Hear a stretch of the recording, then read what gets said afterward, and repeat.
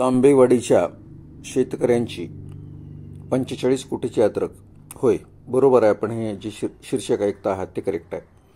खरं तर बऱ्याचदा शेतकऱ्याच्या समस्या अनेकदा प्रसारमाध्यमावर दिसत नाहीत, पण हजार एक शेतकऱ्यामधनं एखादा शेतकरी यशस्वी झाला की त्याची यशकथा समोर येते. याच पद्धतीनं आज आम्ही तुमच्यासमोर ही कथा मांडतो आहोत. सरसकट शेतकऱ्याचं उत्पन्न जास्त आहे असा आमचा दावा नाही, परंतु प्रयोगशील शेतकऱ्यांना किंवा शेतकरी समूहाला खूप मोठा फायदा होऊ शकतो हे आजच्या या आपल्याला यूट्यूबच्या कथेवरून लक्षात येईल. छत्रपती संभाजीनगरमधील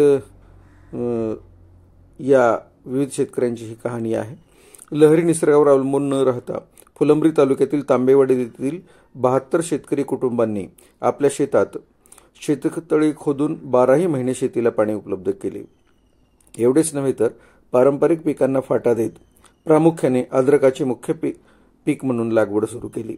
10 ते 12 वर्षापासून तांबेवाडीत अद्रक उत्पादनातून कोट्यवधीचे उत्पन्न होत आहे. यावर्षी येथील शेतकऱ्यांनी अद्रक उत्पादनातून तब्बल 45 कोटी रुपये कमवीत आपल्या यशाचा झेंडा रोवलेला आहे. तांबेवाडीच्या अद्रक बियाण्यास देशभर मागणी आहे. तांबेवाडी येथील अद्रक बियाणे हे निर्दोष असते, त्यामुळे येथील शेतकऱ्यांच्या अद्रक बियाण्यांना देशभरातून मागणी असते. बाजारात अद्रकाला 10,000 रुपये प्रति क्विंटल असा दर मिळत असून बियाण्याला 11,000 रुपये प्रति क्विंटल असा दर मिळतो. शेतकरी तांबेवाडी येथे जाऊन अद्रकाचे बियाणे घेऊन येतात. खरं तर या सगळ्या शेतकऱ्यांचा आपण आदर्श ठेवायला हवा, कारण फुलंब्री तालुक्यातील गेवराई गुंगी या गावातील 72 शेतकरी शेतातच घर करून राहतात. तांबे आडनाव असलेल्या शेतकऱ्यांच्या वसाहतीला तांबेवाडी हे नाव पडले आहे. 2012 पर्यंत येथील शेतकरी ज्वारी, बाजरी, मका, कापूस या पारंपरिक पिकाची लागवड करीत असत. सिंचनासाठी मुबलक पाणी नसल्याने त्यांना रब्बी पिकाचे उत्पादनही घेता येत नव्हते. मात्र 2012 पासून आतापर्यंत तांबेवाडीतील प्रत्येक शेतकरी कुटुंबाने त्यांच्या शेतात लहान मोठ्या आकाराचे शेततळे खोदले. पावसाळ्यात ही कुटुंबे शेततळी विहिरीतील पाणी उपसून पाण्याने तुडूंब भरून घेतात. विहिरीचे पाणी शेतीला कमी पडू लागताच शेततळ्याचा पाण्याचा सिंचनासाठी वापर सुरू करतात.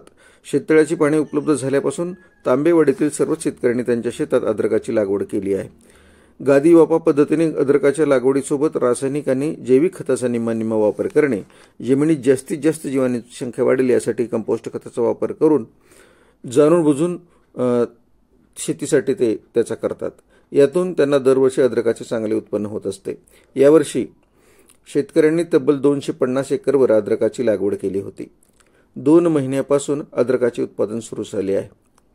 तांबेवाडीच्या अद्रकाची गुणवत्ता सर्वोत्तम असल्याने बाजारात 10,000 रुपये प्रति क्विंटल असा दर त्यांना मिळत असल्याचे शेतकऱ्यांनी सांगितले.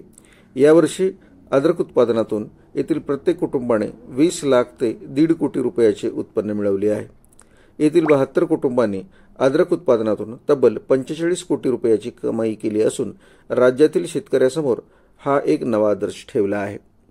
या संदर्भामध्ये डॉक्टर तुकाराम मोटे विभागीय कृषी सहसंचालक असं म्हणतात की तांबेवाडीचा आदर्श सर्वच शेतकऱ्यांनी घ्यावा.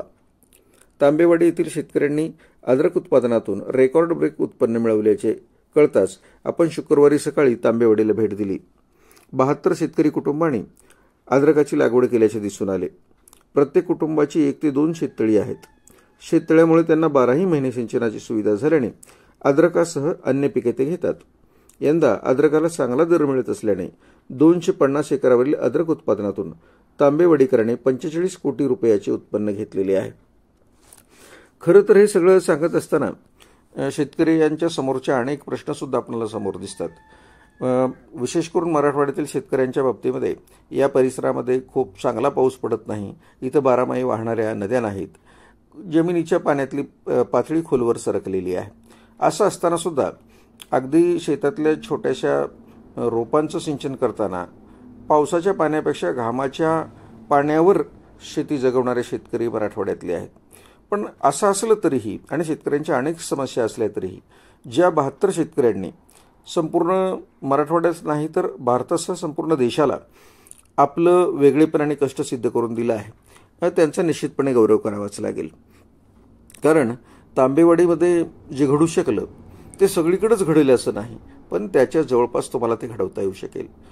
या यूट्यूब कथेच्या माध्यमातून शेतकऱ्यांमध्ये एक नवा उत्साह आणणं आणि आपल्या शेतीकडं वेगळ्या पद्धतीनं पाहायला लावणं एवढाच याच्या पाठीमागचा हेतू आहे. धन्यवाद. ही माहिती आपल्याला कशी वाटली बघा. चांगली वाटली तर निश्चितपणे लाईक करा, शेअर करा आणि सबस्क्राईब करा. आणि शेतीविषयक आणि आपल्या जीवनातील महत्त्वाच्या सर्व गोष्टीसाठी कमलाकर सावंत यूट्यूब 5699 पाहत राहा. धन्यवाद.